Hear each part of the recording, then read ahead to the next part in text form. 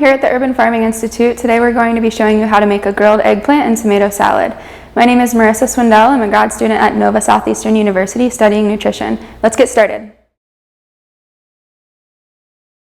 The ingredients that you need for this recipe include 1 eggplant, 3 to 4 tomatoes, whatever kind you prefer, 1 ball of fresh mozzarella, some olive oil to brush on the eggplant to grill them, balsamic glaze to top it off, salt and pepper, and some parsley, or really whatever toppings or herbs that you'd prefer. So to prep for this dish, it's pretty simple. You're just going to slice the tomatoes however you prefer.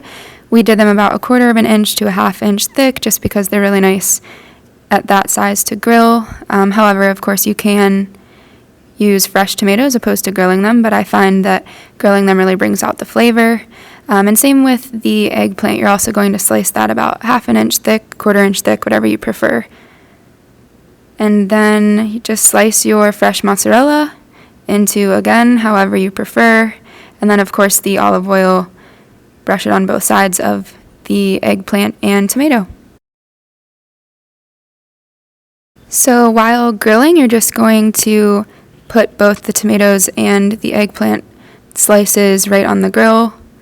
Going to wait about 3 to 4 minutes on each side. Flip them when you see the grill marks and they're fork tender, and then you're just going to take them off.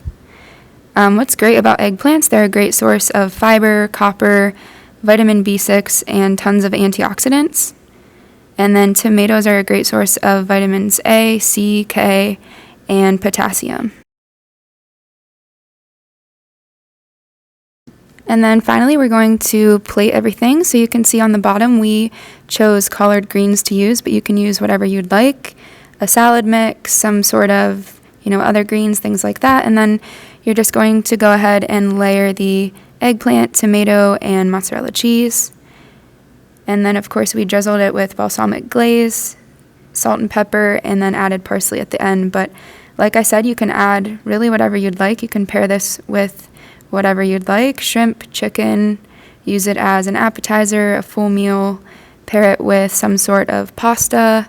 It's really versatile, it's really colorful, and a great dish to serve to friends and family. Today we showed you how to make a quick, simple recipe using produce that you can grow at your own garden here in South Florida. If you liked our video today, go ahead and subscribe to our YouTube channel. And for more information on the Urban Farming Institute, go ahead and check out our website and subscribe to our newsletter. My name is Marissa Swindell, a grad student at Nova Southeastern University. We'll see you next time.